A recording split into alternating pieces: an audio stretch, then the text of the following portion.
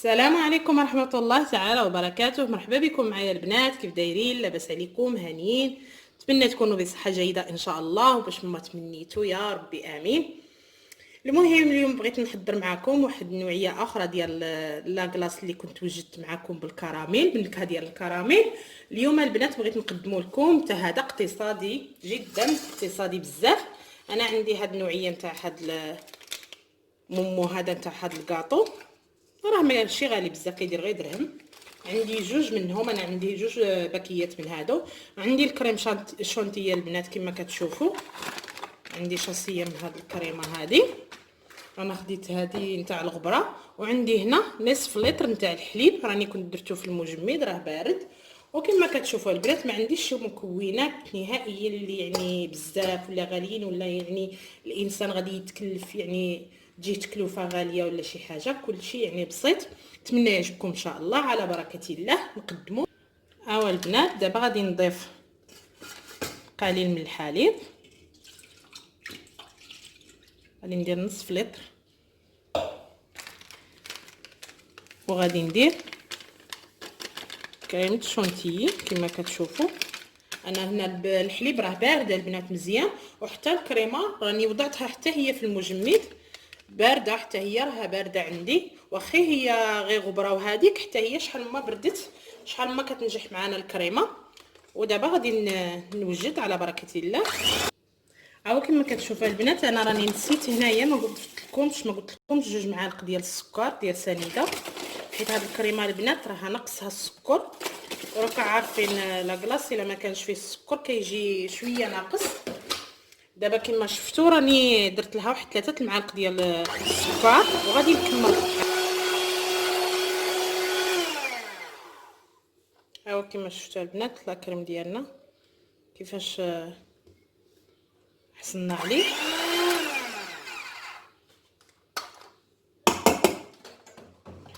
دابا انا راني كما شفتوا راني طلعته. هاو كما شفتوا البنات انا غادي نقسمو هنا على جوج قسمات، غادي ندير واحد الكميه هنايا.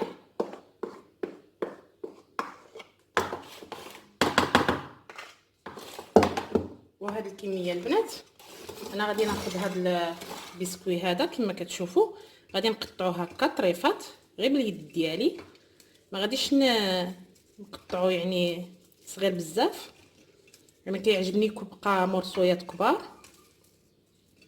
وانتوما حتى الا بغيتو حتى ديروا حتى داك اوريو داك الاسود ديروه، هو كامل كيجي زين، حتى هذا كيجي زوين.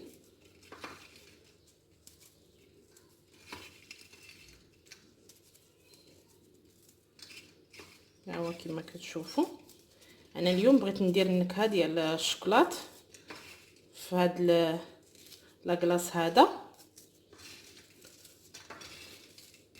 صافي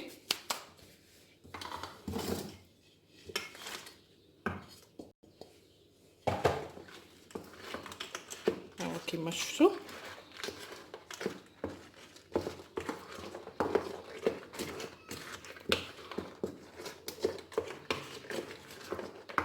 كنخلطوه هكا مزيان.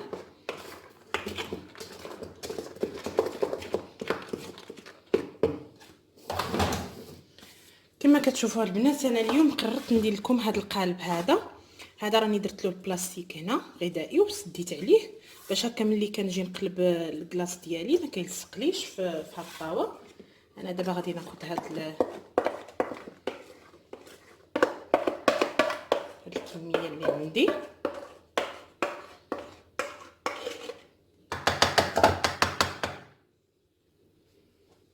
بسم الله.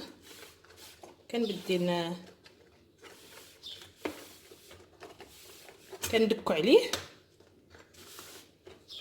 باش ما كيبقاليش داك الفقاعات ما بين لا كريم ديالي ولا كريم.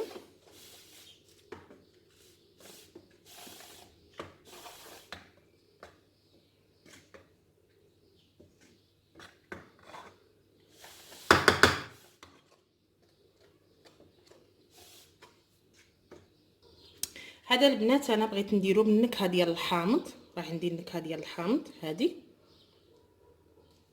كما كتشوفوا. نتوما بغيتوها بالفريز او بالفراوله او بنكهه ديال الرمان كما بغيتو. انا بغيت شويه ديال الحامض يكون في هذا الكلاص ديالي.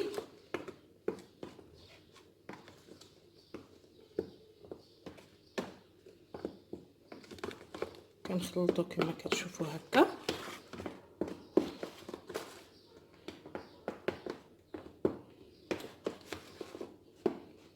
صافي له. دابا غادي ندير هاد الكميه ديال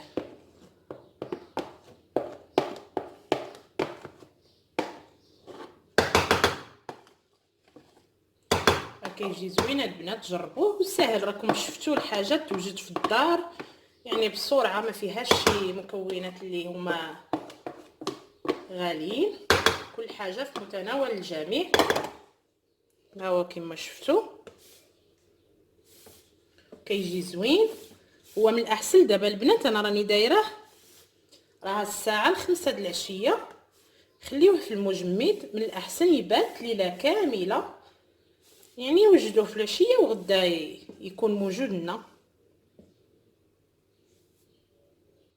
هاو كما شفتوا البنات دابا غادي نغطيه بلاستيك غذائي وغادي ندخلو المجمد ان شاء الله حتى كيتجمد لينا. نتوما خليوه ليله كامله، عاد نولي معكم نقدمو معكم ونزينو كيفاش كنزينو بالشوكولاته. البنات من بعد ما تجمد ليا لاكلاص ديالي رجعت معكم بعد ما خليته ليله كامله وقلبته في هاد الطاوه هادي كما كتشوفوا، حيدته من المول.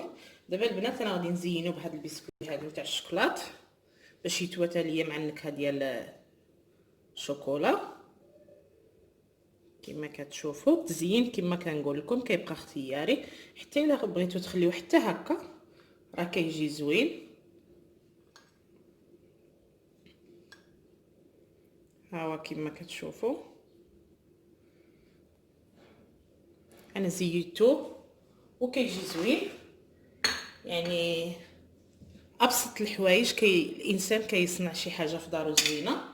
غادي نقطع معكم البنات واحد المورسو تاع الايس كريم.